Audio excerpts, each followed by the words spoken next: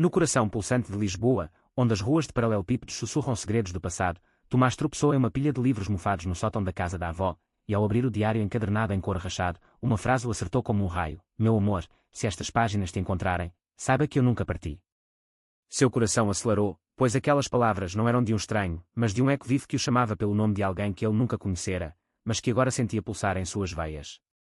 Em segundos, o mundo ao redor se dissolveu, e Tomás, um garoto de 17 anos lutando para esconder sua identidade gay em uma família conservadora, soube que aquele diário não era mero acidente, mas o início de uma caçada que poderia destruir ou salvar sua alma. Tomás fechou os olhos por um instante, o ar úmido do sótão da avó invadindo seus pulmões como um perfume antigo de jasmim e sal marinho. A casa, um casarão decrépito no bairro da Alfama, rangia como se lamentasse os anos perdidos. Ele viera de Porto, fugindo de olhares curiosos na escola e das discussões sussurradas entre os pais sobre aquele filho que não se encaixa. Aos 17, Tomás carregava o peso de um segredo que o isolava, seu coração batia por rapazes, mas em uma sociedade portuguesa ainda marcada por ecos de tradição católica, admitir isso era como invocar uma tempestade. O diário, agora em suas mãos trêmulas, parecia uma âncora improvável. Ele se sentou no assoalho poeirento, as páginas amareladas crepitando sob seus dedos. A caligrafia era elegante, inclinada como as curvas do Tejo ao entardecer. "Meu nome é Afonso Ribeiro, e em 1942, sob a sombra da ditadura de Salazar, eu me apaixonei por um homem que o mundo nos roubou." Tomás engoliu em seco. 1942.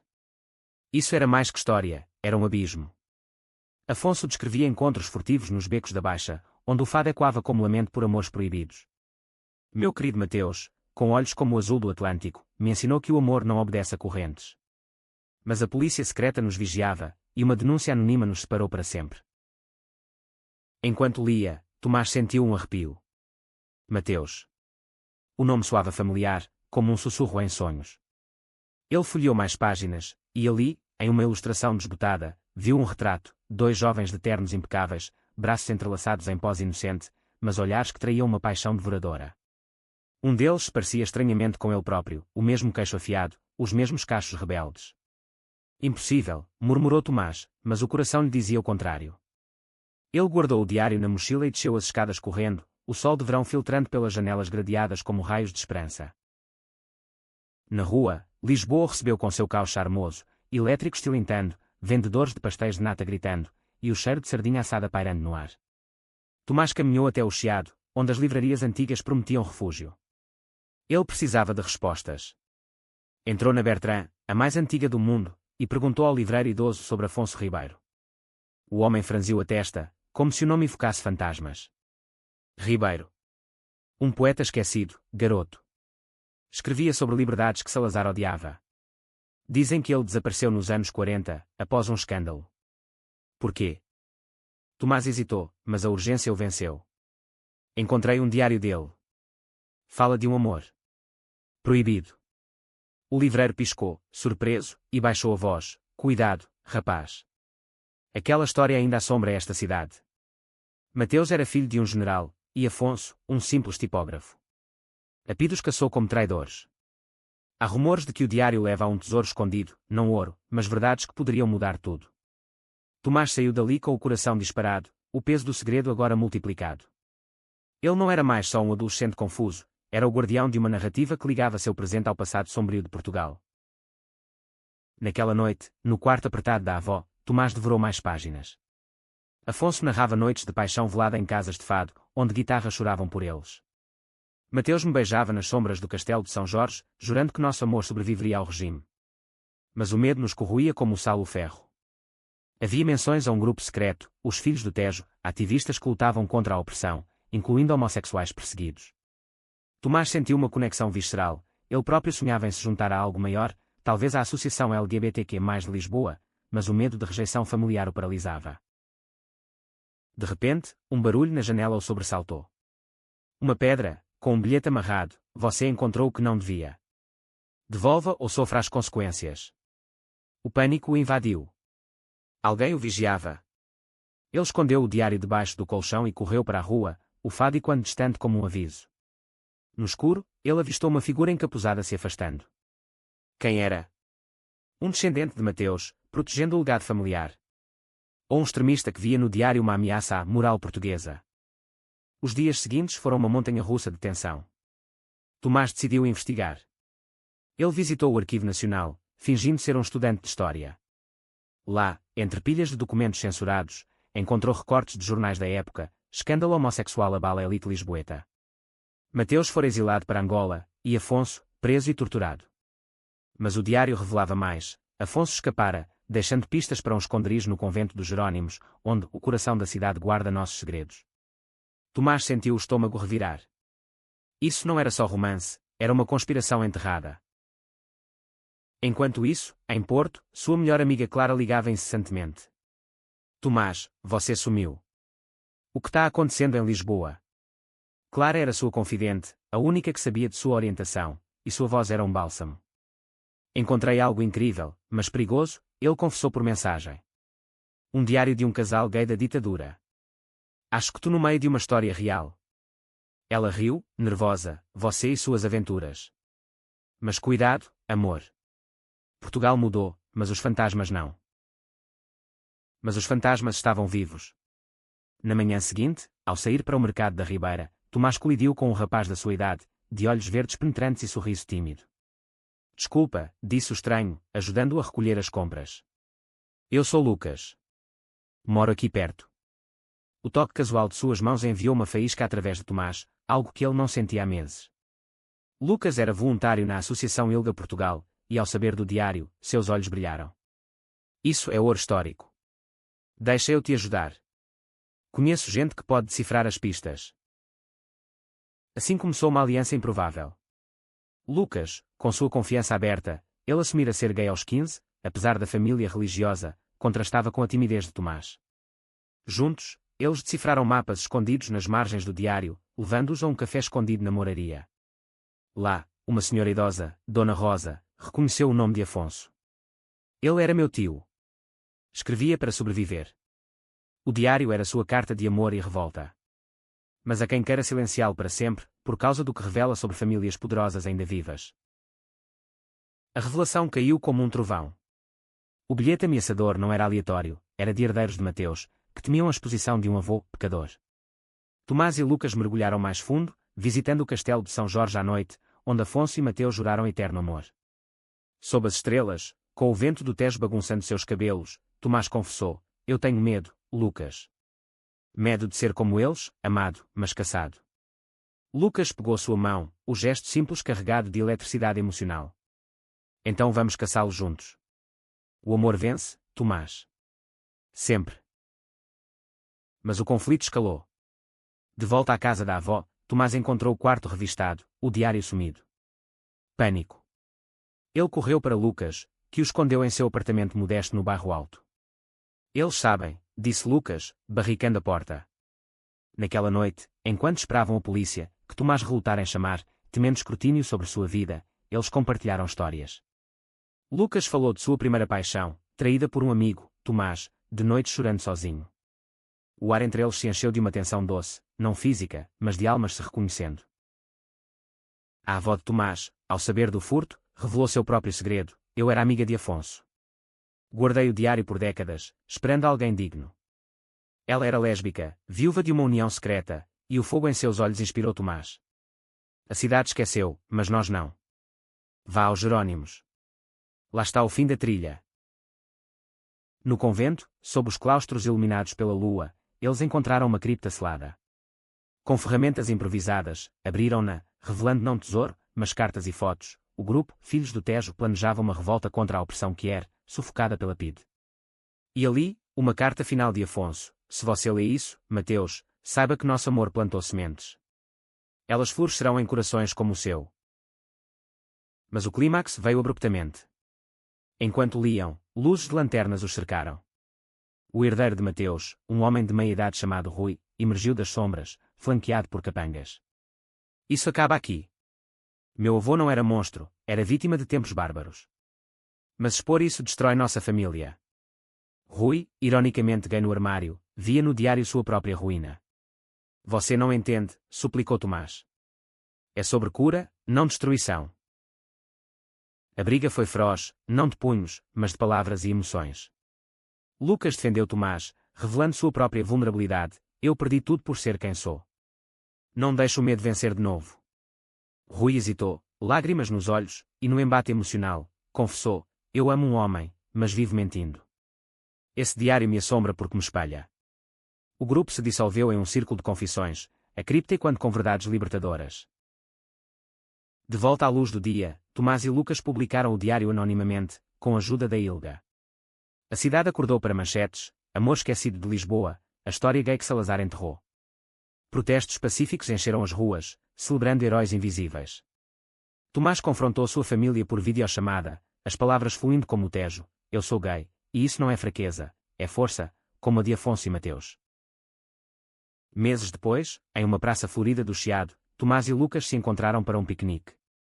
O sol banhava tudo em ouro, e entre risos e olhares profundos, Tomás sussurrou: obrigado por desvendar não só a história da cidade, mas a minha. Lucas sorriu, entrelaçando os dedos. Nós a desvendamos juntos. E o futuro? É nosso para escrever. A avó, agora orgulhosa, organizou uma leitura pública do diário, onde vozes que ecoaram versos de Afonso. Rui, redimido, doou para a causa, saindo do armário em uma entrevista corajosa. Clara, de Porto, veio para o evento, abraçando Tomás: você é herói, meu amigo. E assim, em Lisboa, onde o passado e o presente se entrelaçam como videiras antigas, o amor, tenaz, resiliente, floresceu, provando que segredos desenterrados não destroem, mas iluminam caminhos para corações livres. Mas espere, a jornada de Tomás não terminará ali. Enquanto a cidade celebrava, um novo bilhete chegou, anónimo: há mais. O verdadeiro segredo está no Porto. O coração de Tomás acelerou novamente. O diário era só o começo. Afonso deixara uma rede de pistas através de Portugal, ligando Lisboa a outras cidades com histórias que eram esquecidas. Lucas, ao seu lado, riu, pronto para a próxima aventura. Tomás assentiu, sentindo pela primeira vez que o medo era apenas o prelúdio da coragem. Eles pegaram o trem para o norte, o Douro desfilando como uma fita prateada. Em Porto, o diário os guiou a uma adega abandonada nas margens do rio, onde Afonso escondera cartas para aliados. Lá, encontraram nomes, uma rede de amantes e ativistas que cruzavam fronteiras, smuggling mensagens de liberdade durante o regime. Tomás sentiu orgulho, sua própria luta ecoava na delas. No entanto, o conflito ressurgiu. Em uma noite chuvosa, enquanto decifravam códigos em um café da Ribeira, um homem se aproximou: vocês estão mexendo com o que não deviam. Era um historiador conservador, aliado de Rui, mas com motivações próprias. Ele negava a existência de perseguições que era na ditadura, para preservar a narrativa nacional. Uma discussão acalorada eclodiu, atraindo olhares. Vocês distorcem a história, gritou o homem. Lucas rebateu: não, nós a revelamos. O silêncio é a distorção. A tensão culminou em uma perseguição pelas ruas escorregadias de Porto, chuva torrencial misturando-se às lágrimas de frustração de Tomás. Eles se refugiaram em uma igreja gótica, onde um padre progressista os escondeu. Aqui, o amor sempre encontrou abrigo, disse ele, revelando ser neto de um membro dos Filhos do Tejo. A noite se transformou em vigília, com histórias compartilhadas que teciam laços mais fortes entre Tomás e Lucas, não só romance nascente, mas uma amizade profunda, forjada no fogo da adversidade. De volta a Lisboa, armados com novas evidências, eles organizaram uma exposição no Museu do Chiado. A abertura foi um triunfo, multidões, mídia, até o presidente enviando uma nota de apoio simbólica. Mas o verdadeiro clímax veio em particular. Rui, agora aliado, confessou a Tomás: você me salvou. Meu parceiro e eu. Vamos nos casar. Lágrimas fluíram, e Tomás abraçou o homem que outrora ameaçara, provando que redenção é possível. Clara, visitando novamente, notou a química entre Tomás e Lucas. Vocês dois. É como Afonso e Mateus renascidos. Em um passeio pelo Tejo ao pôr do sol, Tomás finalmente se permitiu um beijo suave, cheio de promessas não ditas, mas sentidas no cerne. Não era o fim do desejo, mas o início de uma jornada emocional, onde o amor se desdobrava camada por camada. Anos se passaram, mas a semente plantada floresceu. Tomás, agora ativista, publicou um livro sobre o diário, tornando-se voz para gerações. Lucas, seu companheiro, dirigiu um documentário que ganhou prémios internacionais. A avó, em seus últimos dias, sussurrou: você honrou nossos segredos. E em Lisboa, onde o fado ainda canta de amores perdidos, Tomás caminhava de mãos dadas com Lucas, sabendo que a história da cidade, e a deles, era eterna, tecida em fios de coragem e ternura. No entanto, mesmo no auge da vitória, um sussurro de dúvida persistia. Durante a pesquisa para o livro, Tomás descobriu uma carta inacabada de Afonso: se Mateus voltar, direi que o perdoei por partir. Mas e se o amor for maior que o perdão? Isso o fez questionar sua própria relação com Lucas. Pequenas fricções surgiram. Lucas queria se mudar para Berlim por uma oportunidade profissional, enquanto Tomás ansiava raízes em Lisboa. É como se o passado nos testasse, confessou Tomás a Clara durante uma visita. O conflito interno de Tomás se aprofundou. Ele visitou o túmulo simbólico de Afonso, no cemitério dos prazeres, e ali, sob ciprestes chorosos, derramou seu coração em um monólogo silencioso. Como eles superaram. O amor basta. Uma brisa trouxe folhas secas, como resposta poética. De volta, ele confrontou Lucas em uma noite estrelada no mirador da Senhora do Monte. Eu te amo, mas tenho medo de perder você para o mundo. Lucas, com olhos marejados, respondeu: o mundo é grande, mas nosso amor é o centro. Vamos construir pontes, não muros. A resolução veio em um festival que era na Praça do Comércio, onde milhares celebravam. Tomás subiu ao palco, diário na mão, e leu trechos que falavam de sacrifício e renascimento. A multidão rugiu, e ao descer, Lucas o esperava com um anel simples, não de casamento, mas de compromisso eterno. Juntos, em qualquer cidade. O beijo que se seguiu foi aplaudido, um símbolo de que o amor, testado pelo tempo, emerge mais forte. Dona Rosa, agora mentora, organizou um clube de leitura para jovens LGBTQ+, usando o diário como base. Tomás facilitava sessões, vendo em cada rosto uma versão de si mesmo, confuso, esperançoso. Um garoto, Pedro, de 15 anos, confidenciou: você me deu coragem para contar aos pais. Aquelas palavras curaram feridas antigas de Tomás, fechando o ciclo. Rui, transformado, fundou uma fundação para preservar histórias quer portuguesas, financiando escavações em arquivos. Em uma cerimônia, ele e seu marido trocaram votos, com Tomás como padrinho. De inimigos a família, brincou Rui, e todos riram, o peso do passado aliviado. Clara, agora namorando uma artista lésbica, visitava frequentemente, sendo uma rede de apoio que se estendia de Porto a Faro. Nossa geração não esquece, dizia ela. E Tomás, olhando para o horizonte do Tejo, sentia a presença de Afonso e Mateus, não como fantasmas, mas como aliados etéreos. Em uma manhã de outono, Tomás e Lucas adotaram um cachorro resgatado, batizando-o de Tejo. Caminhadas diárias pelas ruas de Alfama se tornaram rituais de gratidão. O diário não era só sobre perda, refletiu Tomás uma vez. Era sobre encontrar. Lucas assentiu, apertando sua mão. E nós nos encontramos. Assim, a história esquecida da cidade renasceu, não em páginas mofadas, mas em vidas vivas. Portugal, com suas cicatrizes e glórias, testemunhou que o amor que é profundo, resiliente, é o verdadeiro tesouro escondido, esperando ser desenterrado por corações corajosos. Mas o epílogo guardava uma surpresa final. Anos depois, em uma caixa de família, Tomás encontrou uma foto: Afonso e Mateus, idênticos a ele e Lucas em juventude. Irmãos de alma através do tempo, murmurou ele, passando o dedo sobre os rostos desbotados.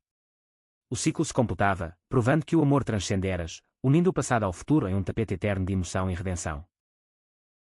Enquanto o sol se punha sobre as 7 colinas de Lisboa, tingindo o céu de tons alaranjados que se refletiam nas águas calmas do Tejo, Tomás e Lucas sentavam-se em um banco de pedra no Jardim da Estrela, o diário aberto entre eles como um talismã sagrado. As pétalas de buganvília caíam suavemente, como confetes de uma celebração invisível, e o ar carregava o perfume doce de flores misturado ao sal do oceano distante. Lê mais um trecho, pediu Lucas, sua voz um sussurro rouco de fadiga emocional, mas os olhos brilhando com a fome insaciável por mais verdades. Tomás obedeceu, virando as páginas com reverência, e as palavras de Afonso dançaram no ar crepuscular, naquela noite de 1943, quando os bombardeios da guerra ecoavam como trovões divinos. Mateus e eu nos refugiamos na capela de São Roque, jurando perante altares silenciosos que nosso amor era oração, não pecado. Aquele trecho acertou Tomás como uma flecha, evocando memórias de suas próprias noites de dúvida, ajoelhado em igrejas vazias de Porto, implorando por aceitação divina que nunca vinha. Ele fechou o diário por um momento, o cor quente contra a sua palma suada. Eles tinham a guerra, a ditadura, o mundo contra eles. Nós temos. O quê? Redes sociais cheias de ódio anónimo e famílias que fingem não ver. Lucas se inclinou, seu ombro roçando o de Tomás em um gesto de solidariedade que enviava ondas quentes de conforto através dele. Temos uns aos outros. E isso é mais que eles tiveram. Afonso escreveu para ser lido, para que alguém como nós pudesse continuar a luta. A conversa fluiu como o rio abaixo, meandros de confissões e risos nervosos. Lucas compartilhou como, aos 16, fora expulso de casa por um beijo roubado em uma festa escolar, vagando pelas ruas de Coimbra até uma tia compassiva o acolher. Eu me sentia um fantasma naquela época. Invisível, indesejado. Tomás, tocado pela vulnerabilidade, abriu-se sobre o pai, um pescador estoico do norte que o olhava com decepção velada, como se sua orientação fosse uma mancha na honra familiar. Ele nunca disse nada, mas o silêncio dói mais que gritos. Naquele instante, sob o do céu de estrelas emergentes, algo se solidificou entre eles, não mero flerte, mas uma aliança forjada em feridas compartilhadas, prometendo suportar as tempestades por vir. Mas a paz foi efêmera. Na manhã seguinte, enquanto Tomás ajudava a avó a preparar o pequeno almoço na cozinha atulhada de azulejos pintados à mão, um envelope escorregou por debaixo da porta, selado com cera vermelha rachada. Dentro, uma foto antiga, Afonso e Mateus em um piquenique idílico nas margens do Douro, mas com um X vermelho traçado sobre o rosto de Mateus e as palavras rabiscadas: o traidor paga. Para agora. O sangue de Tomás gelou, isso não era mais uma ameaça vaga, mas um aviso pessoal, e quando as táticas da PIDE de outrora. Ele mostrou a Lucas por mensagem, e em minutos, o rapaz estava lá, o rosto pálido mas determinado. Precisamos de reforços. Vamos à Ilga hoje. O escritório da associação, um espaço acolhedor no coração da Bairro Alto com paredes cobertas de posteriores coloridos de paradas do orgulho e bandeiras arco-íris tremulando na brisa, tornou-se seu quartel-general improvisado. A coordenadora, uma mulher de meia-idade chamada Sofia com tatuagens de borboletas nas mãos simbolizando transformação, ouviu sua história com olhos atentos. Isso cheira a homofobia organizada. Temos contatos na polícia e na imprensa. Mas cuidado, expor o diário pode libertar, mas também atrair lobos. Ela os conectou a um advogado, Miguel, que por coincidência era primo distante de Rui, o herdeiro ameaçador. Ele mudou, sabem. Após o confronto no convento, Rui se internou em terapia. Está lutando para sair do armário publicamente. A notícia surpreendeu Tomás, plantando sementes de empatia onde antes havia raiva. Mas o dia trouxe mais reviravoltas. Enquanto caminhavam de volta pelas ladeiras íngremes, um carro preto os seguiu devagar, parando abruptamente em uma esquina. Dois homens saíram, rostos comuns mas olhos frios como o aço. O diário. Agora, grunhiu um deles, agarrando o braço de Lucas. Tomás reagiu por instinto, chutando a canela do agressor e gritando por ajuda. Turistas intervindo com celulares filmando, o tumulto chamou a polícia, e os homens fugiram, deixando para trás um chaveiro com o brasão de uma família nobre lisboeta, a mesma de Mateus. Seguros em um café próximo, tremendo de adrenalina, Tomás e Lucas processaram o ocorrido. Eles são profissionais, murmurou Lucas, massageando o braço machucado. Alguém com poder quer isso enterrado. Tomás assentiu, mas uma faísca de rebeldia acendeu em seu peito. Então vamos desenterrar mais. O diário menciona um esconderijo na Torre de Belém. Vamos amanhã. Lucas hesitou, o medo dançando em seus olhos verdes, mas então sorriu, aquela curva de lábios que derretia as defesas de Tomás. Juntos, então. Como Afonso e Mateus. A expedição à torre foi uma odisseia de tensão e maravilha. O monumento manuelino, com suas gárgulas sentinelas e o vento uivante do Atlântico, parecia vivo com espíritos do passado. Eles subiram as escadarias em espiral, o eco de seus passos misturando-se ao rugido das ondas. No topo, escondida em uma fenda na pedra, encontraram uma cápsula de tempo, um maço de cartas amarradas com fita desbotada. Afonso escrevia de exílio em Espanha, suplicando por notícias de Mateus, que fora enviado para as colonias africanas como punição disfarçada. Meu amor, o deserto me queima, mas sua ausência é o verdadeiro fogo. Lágrimas escorreram pelo rosto de Tomás enquanto lia em voz alta, a voz embargada pelo peso da separação eterna. Lucas o abraçou por trás, o queixo apoiado em seu ombro, e sussurrou: eles se reencontraram no além, tenho certeza. E nós? Nós estamos aqui, vivos, lutando. O momento se estendeu, o sol poente banhando-os em luz dourada, e por um segundo, o mundo se reduziu àquele abraço, um farol contra a escuridão iminente. Mas a descida trouxe confronto. No sopé da torre, Rui esperava, sozinho, o rosto envelhecido pela culpa. Eu enviei aqueles homens. Não para machucar, mas para assustar. Meu pai. Ele é o patriarca daquela família. Ameaça cortar minha herança se eu não silenciar isso. Sua voz quebrou, revelando camadas de dor, um homem preso entre lealdade familiar e autenticidade que era. Tomás, lembrando suas próprias lutas, estendeu a mão. Junte-se a nós, Rui. Seja parte da história, não seu censor. Após um silêncio agonizante, Rui aceitou, e os três caminharam juntos para o elétrico, uma trégua frágil nascendo. De volta à casa da avó, eles arquivaram as novas cartas, planejando a próxima jogada. Sofia da Ilga marcou uma reunião com jornalistas, e Clara, de Porto, prometeu vir para apoio moral. Mas naquela noite, sozinho em seu quarto, Tomás sonhou com Afonso. O amor não é só paixão, é escolha diária contra o medo. Acordando suado, ele mandou uma mensagem para Lucas: obrigado por escolher-me lutar ao lado. A resposta veio instantânea, sempre. Boa noite, meu Afonso moderno. Os dias se transformaram em uma voragem de atividade. Entrevistas, pesquisas, alianças forjadas em cafés enfumaçados. Mas o clímax se aproximava. Uma pista no diário apontava para o Palácio Nacional de Sintra, um labirinto de salas ocultas onde a elite da época se reunia. Lá, Mateus me propôs em segredo, com o anel de ouro do Brasil, escreveu Afonso. Tomás e Lucas, com Rui como guia relutante, embarcaram na viagem, o trem serpenteando através de colinas verdejantes. Em Sintra, a névoa matinal envolvia o palácio como um véu, e o ar cheirava a eucalipto e mistério. Eles se infiltraram em uma tour guiada, desviando-se para aposentos proibidos. Atrás de uma tapeçaria rasgada, uma caixa de ébano, o anel, e uma confissão gravada, Mateus traíra o grupo por medo, mas se redimirá anos depois, financiando fugas que quer. A revelação abalou Rui, meu avô. Um herói, não vilão. Enquanto saíam, guardas os confrontaram, alertados por um informante.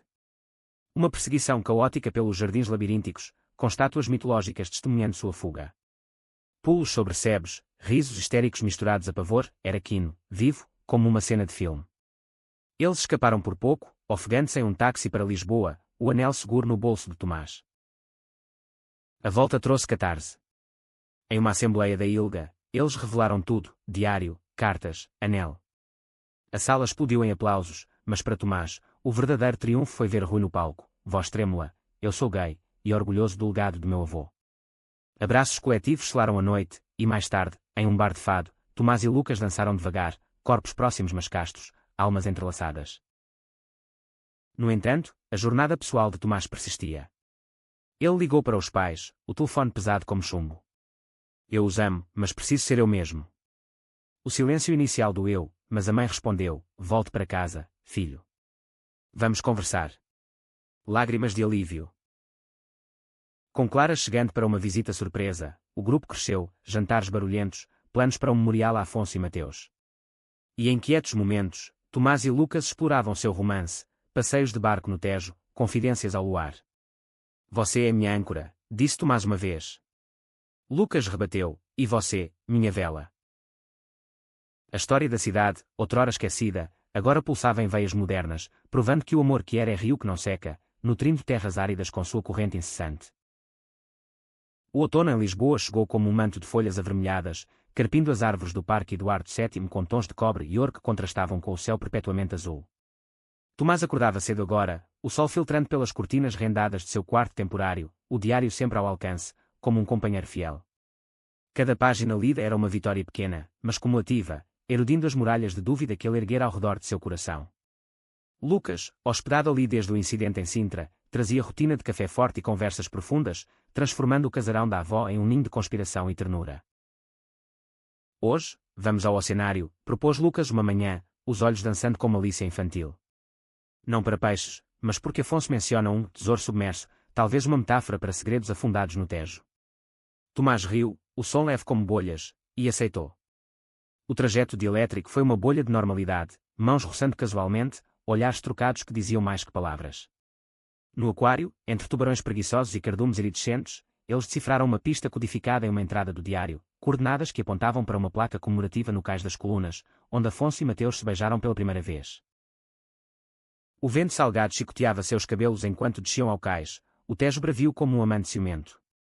A placa, discreta entre estátuas de navegadores, trazia uma inscrição em latim: amor navigado per tempestates, o amor navega pelas tempestades. Por baixo, gravado finamente, um símbolo, uma âncora entrelaçada com uma rosa, emblema dos filhos do Tejo. Isso é um mapa, exclamou Tomás, traçando as linhas com o dedo. Elas levavam a uma livraria obscura no Rocio, a Rosa dos Vantos. A livraria era um labirinto de estantes tortuosas, cheiro de papel velho e incenso pairando como névoa. O proprietário, um homem franzino de barba grisalha chamado Domingos, ergueu a sobrancelha ao ver o símbolo. Vocês são os caçadores de fantasmas. Afonso era cliente fiel. Ele escondeu volumes aqui, codificados para os iniciados. Com um clique secreto, uma prateleira girou, revelando um cofre poeirento. Dentro, panfletos clandestinos da década de 40, manifestos que era contra a censura, poemas de Afonso dedicados a Mateus, e uma lista de membros do grupo, incluindo nomes surpreendentes, como um bispo reformista e uma atriz famosa. Enquanto liam à luz fraca de uma lâmpada, Domingos compartilhou lendas. Dizem que o grupo planejava um grande despertar, uma publicação massiva expondo hipocrisias da elite. Mas uma traição interna os destruiu. Tomás sentiu um frio na espinha, traição. Isso ecoava as dúvidas sobre Mateus. Lucas, percebendo sua agitação, apertou sua mão, não julgue pelo eco. Nós escrevemos nosso próprio fim. Mas o passado invadiu o presente com violência. Ao saírem da livraria, uma van os bloqueou, e o historiador conservador de Porto, agora aliado a uma facção ultranacionalista, desceu com um microfone em punho, câmaras de um canal sensacionalista rolando. Esses garotos estão fabricando mentiras para manchar nossa história gloriosa. Homossexualidade na ditadura. Pura ficção liberal. A multidão se aglomerou, vaias misturando-se a aplausos confusos. Tomás, coração martelando, avançou, é verdade. Eu tenho o diário, as provas.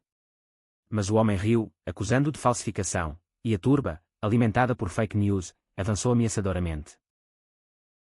Lucas puxou Tomás para longe, correndo pelas arcadas do Rossio até um beco seguro. Ofegantes, encostados à parede úmida, eles riram do absurdo, mas o riso se transformou em lágrimas.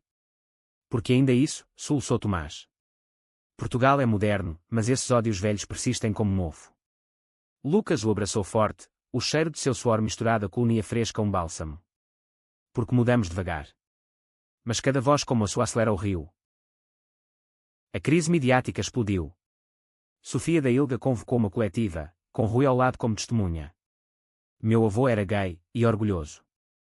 Isso não mancha, enriquece nossa tapeçaria nacional. A imprensa dividiu-se, alguns atacaram, outros defenderam, criando um furacão de debates nas redes. Tomás, sobrecarregado, isolou-se por dias, questionando se valia a pena. A avó, com sabedoria de 80 anos, sentou-se ao seu lado com chá de camomila. Meu amor por tia Luísa foi secreto, mas me salvou. Seu fardo é meu orgulho. Continue, neto. Reforçado, Tomás emergiu para uma ação ousada. Com a lista de nomes, eles rastrearam descendentes vivos, uma neta de um membro, agora ativista em Évora. Ela os recebeu em uma vinícola familiar, oferecendo vinho tinto encorpado e histórias. Meu avô arriscou tudo por liberdade.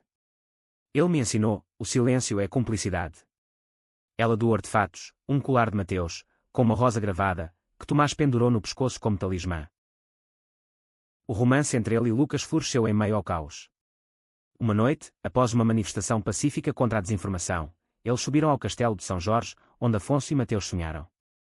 Sob as muralhas iluminadas, com Lisboa aos pés como um mar de luzes, Lucas confessou, eu te amo, Tomás. Não como amigo, mas como alma gêmea. O beijo que se seguiu foi tenro, prolongado, um selo de compromisso que dissipou dúvidas. Eu também, murmurou Tomás, o coração pleno pela primeira vez. Mas o conflito escalou. O historiador, humilhado, vazou documentos falsos online, alegando que Tomás era um agitador pago por ONGs estrangeiras. A família de Tomás, em Porto, ligou furiosa. O pai, voz embargada, exigiu que ele parasse essa palhaçada. Você está destruindo nosso nome. Tomás, exausto, rebateu, não, pai. Estou construindo o meu. O clique da ligação ecoou como um adeus temporário. Clara chegou como furacão, trazendo bolos de Bolonha e abraços ferozes. Vamos contra-atacar com verdade. Um podcast sobre o diário. Juntos, gravaram episódios em um estúdio improvisado, vozes entrelaçadas narrando a saga de Afonso.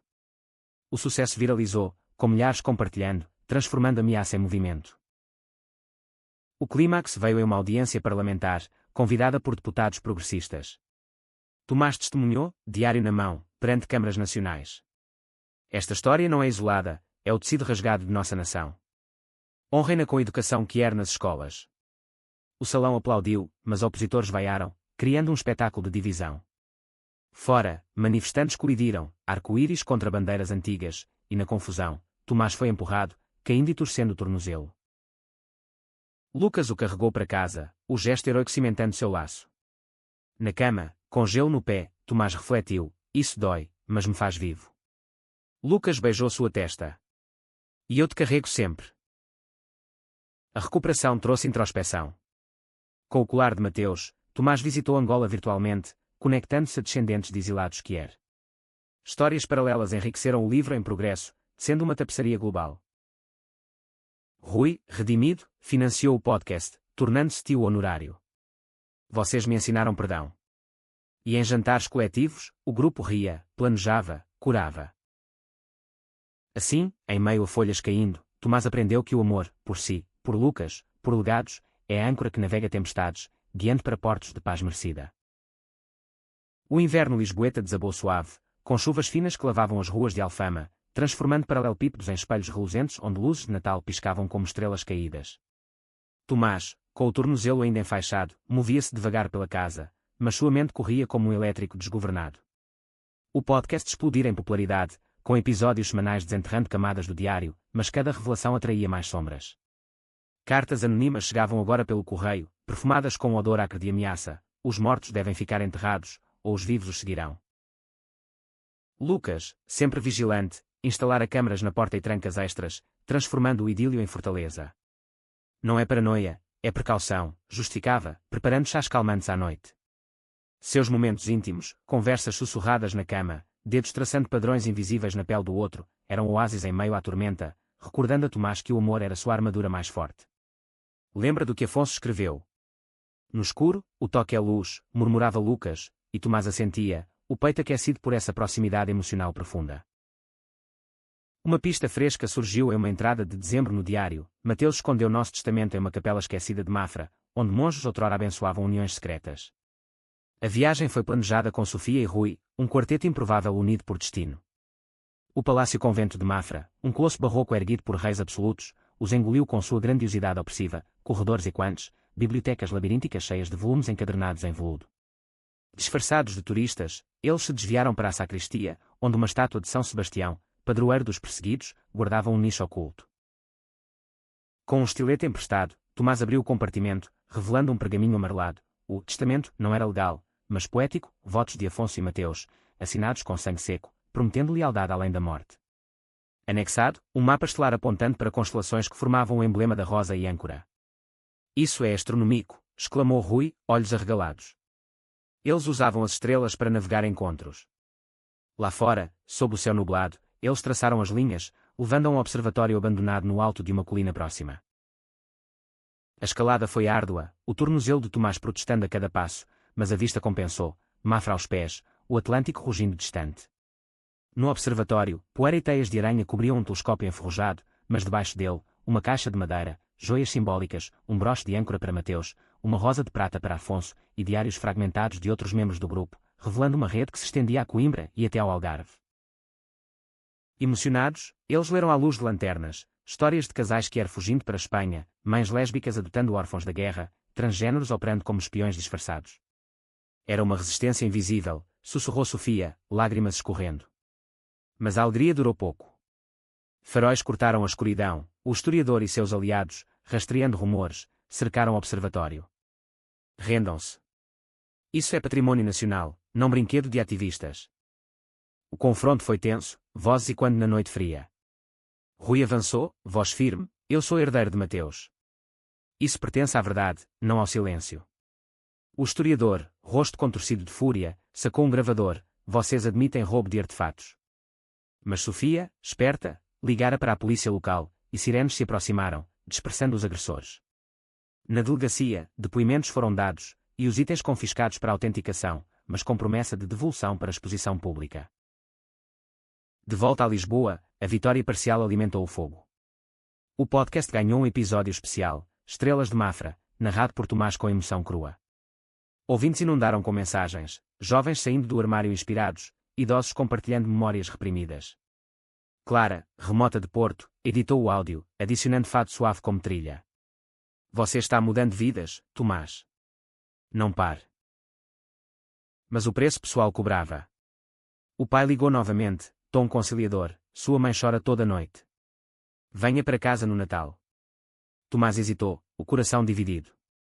Lucas o encorajou: vá. Mostre que amor não divide, multiplica. A viagem ao norte foi solitária, o trem chacoalhando como seus pensamentos.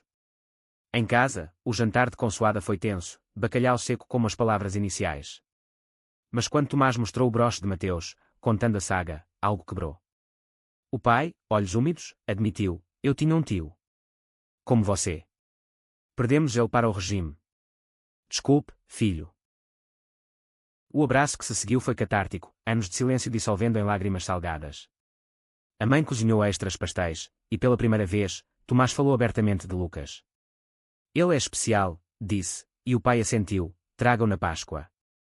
O retorno a Lisboa foi leve, como se carrega asas. Com o espírito renovado, Tomás e Lucas mergulharam em uma nova pista. O diário mencionava uma Gema do Sul, em Lagos, Algarve, onde Mateus crescera. A road trip foi romântica, carro alugado serpenteando costas douradas, paradas em praias desertas para piqueniques de queijo e azeitonas. Em Lagos, o Forte da Ponta da Bandeira, testemunha de explorações henriquinas, escondia uma cripta submersa. Mergulhadores voluntários da ilha os ajudaram, e nas profundezas, encontraram uma afracelada, moedas coloniais marcadas com o emblema, e uma carta de Mateus de Angola: Afonso, o deserto me ensina paciência. Voltarei para você, custe o que custar. A descoberta abalou. Mateus não traíra por covardia, mas para proteger o grupo, fingindo deserção. Redenção póstuma. Mas enquanto surfavam onda da emoção, uma tempestade literal os pegou, vendaval atlântico forçando abrigo em uma pousada rústica. Enrolados em cobertores, velas tremulando, eles compartilharam visões de futuro, quer um lar nosso, talvez em Lisboa, com jardim para Tejo brincar, sonhou Lucas. Tomás, aninhado, respondeu: e viagens, desenterrando mais histórias. Juntos. De volta, o grupo planejou uma turnê, exposições itinerantes do diário. Rui financiou, Sofia coordenou, Domingos forneceu artefatos. Mas tensão interna surgiu. Clara, visitando, notou ciúmes sutis, Lucas flertando inocentemente com um voluntário. É só amizade, assegurou Tomás a si mesmo, mas inseguranças borbulharam, e quando medos de Afonso sobre separação. O confronto veio em uma discussão acalorada após uma reunião exaustiva. Você duvida de mim? Perguntou Lucas, ferido. Tomás confessou: o passado me assombra. E se o mundo nos separar como a eles? A reconciliação foi profunda, promessas renovadas, um colar trocado, a rosa para Lucas, a âncora para Tomás. Somos inquebráveis, juraram. O inverno terminou com um evento triunfal, lançamento do livro de Tomás no Lisboa Factory, um hub criativo ribeirinho. Multidões, discursos, fado ao vivo. O pai veio, abraçando Lucas como filho. E em meio à festa, uma carta final do diário, decifrada: nosso amor é semente. Planta-a. Plantada, ela brotou em comunidades fortalecidas, provando que inverno sempre cede à primavera do coração. A primavera irrompeu em Lisboa com fúria florida, jacarandás tingindo as avenidas de roxa iridescente, como se a cidade mesma acordasse de um longo sono para dançar. Tomás, agora coautor do livro com Lucas, Sombras do Tejo, Amores Esquecidos, sentia o peso da fama como uma capa leve, bordada com elogios mas tecida com críticas agudas. Resenhas nos jornais nacionais o chamavam de voz da nova geração que era, mas colunistas conservadores o rotulavam de agitador revisionista. Cada manchete era uma batalha ganha ou perdida, mas o verdadeiro teste veio em uma conferência em Coimbra, berço académico de Portugal. O auditório da universidade, com tetos abobadados e ecos de séculos de debate, fervilhava de estudantes ávidos e professores céticos. Tomás subiu ao púlpito, diário na mão, coração batendo como tambores de fado. Afonso e Mateus não são relíquias, são espelhos. Refletem nossas lutas atuais contra preconceito velado. Perguntas choveram, e a moral católica? Isso divide a nação. Lucas, na primeira fila, sorria encorajador, mas um professor idoso interveio: vocês romantizam tragédia. O regime salvou valores tradicionais. O salão murmurou, e Tomás, inspirado, rebateu: valores que enterram humanos vivos. Não, senhor. Nós os desenterramos para curar. O aplauso foi misto, mas após, um estudante tímido se aproximou: meu nome é André. Seu livro me deu coragem para contar à família. Abraços trocados, e Tomás viu o impacto, ondas de mudança. Mas na saída, o historiador rival esperava, flanqueado por repórteres. Senhor Ribeiro Moderno, aceita debate ao vivo. O desafio era uma armadilha, mas Tomás aceitou, sentindo o espírito de Afonso Guialo. O debate, transmitido nacionalmente, foi um duelo verbal épico. No estúdio iluminado de um canal de TV, sob luzes quentes, o historiador despejou fatos seletivos, nenhuma evidência concreta de perseguição sistemática a homossexuais. Tomás contra-atacou com documentos, cartas, o anel, provas irrefutáveis. Não é teoria, é testemunho. Visualizadores tuitaram furiosamente, Tejo Verdade Trending. Rui, convidado surpresa, testemunhou, como descendente, confirmo, era real, e doloroso. O historiador, encurralado, gaguejou, e a vitória moral foi de Tomás. Mas o custo foi alto. De volta a Lisboa, exausto, ele colapsou em febre, o corpo protestando contra o stress. Lucas cuidou dele com sopas quentes e leituras suaves do diário, virando enfermeiro devotado. Descanse, meu guerreiro, murmurava, aplicando compressas frias. Na delirium, Tomás sonhou com Afonso, a luta cansa, mas o descanso renova para o próximo amanhecer. Acordando dias depois, fraco mas renovado, ele abraçou Lucas, sem você, eu desabaria. A recuperação coincidiu com a Páscoa, e o convite paterno se materializou, traga Lucas. Vamos celebrar como família. A viagem a Porto foi nervosa, mas o Douro os recebeu com vinhedos florescendo. Na casa simples dos pais, cheiro de cabrito assado e doces tradicionais, o jantar começou formal, mas evoluiu para anedotas. O pai, pescador de mãos calejadas, contou de seu tio perdido, ele era como você, filho. Forte, mas escondido. Desculpe por não ver antes. Lucas, charmoso, conquistou com histórias do podcast, e a mãe o adotou instantaneamente, volte sempre, rapaz. O fim de semana foi bálsamo, passeios pelo rio, conversas profundas à lareira. Tomás sentiu raízes se aprofundando, o abismo familiar preenchido. De volta, inspirado, ele propôs a Lucas, casamento. Não legal ainda para nós, mas uma cerimônia nossa, à beira-tejo. Lucas, olhos brilhando, aceitou, sim, 1000 vezes. Planejando a união, pistas remanescentes do diário o chamaram. Uma entrada de verão falava de O Jardim Secreto de Évora, onde rosas florescem para amantes. Com Clara e Sofia, eles foram ao Alentejo, planícies douradas estendendo-se infinitas. O templo romano de Évora, ruínas antigas sob céu amplo, escondiam um jardim conventual. Lá, entre rosais selvagens, uma estátua de Afrodite guardava uma urna, sementes de rosas híbridas, plantadas por Afonso como símbolo de amor resiliente. Plantas, instruía a nota.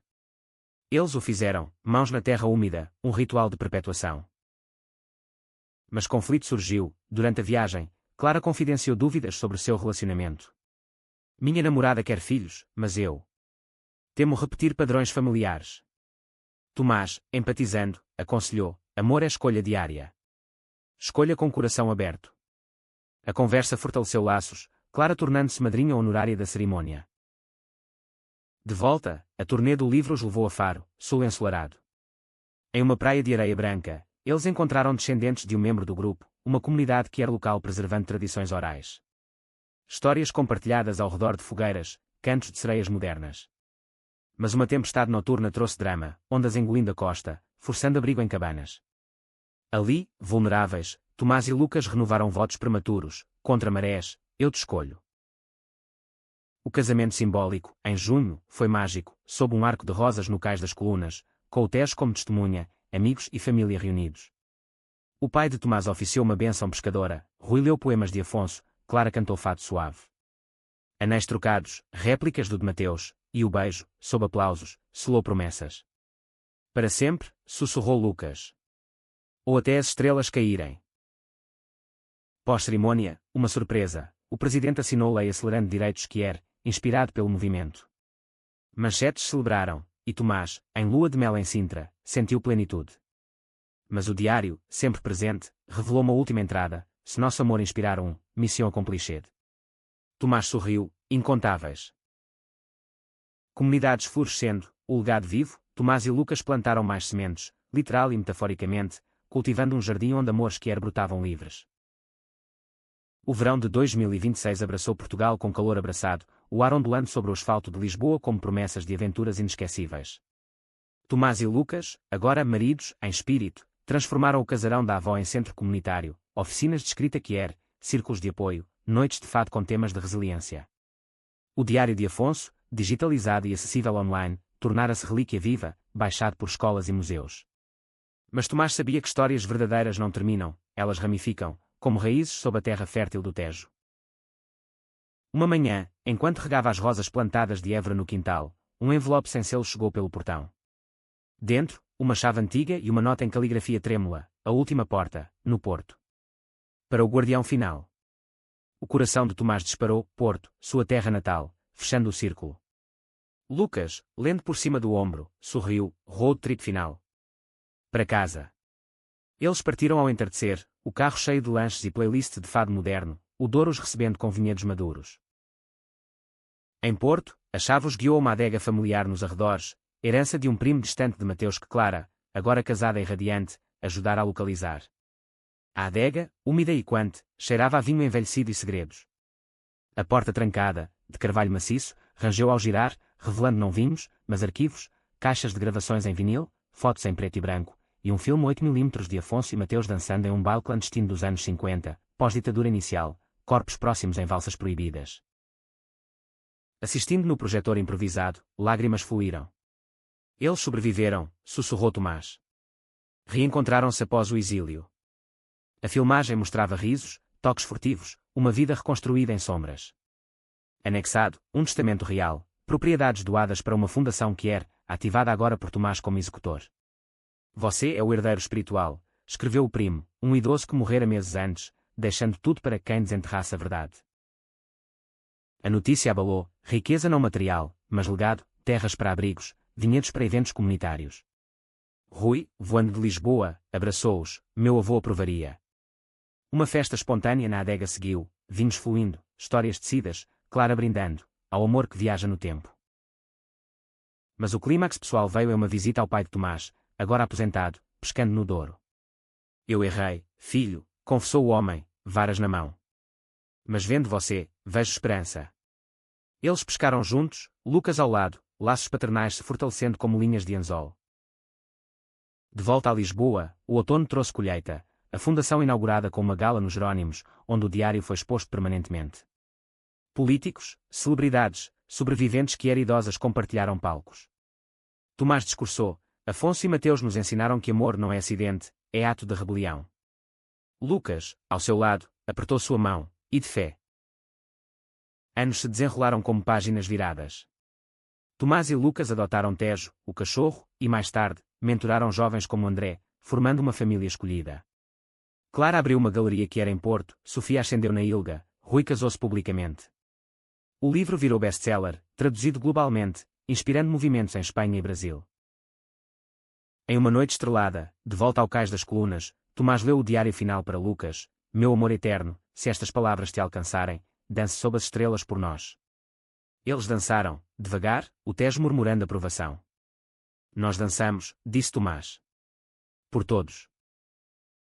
E assim, a história esquecida da cidade, e de corações valentes, tornou-se lenda viva, um farol para navegadores futuros, provando que no tecido de Portugal, fios que tecem os padrões mais belos e duradouros.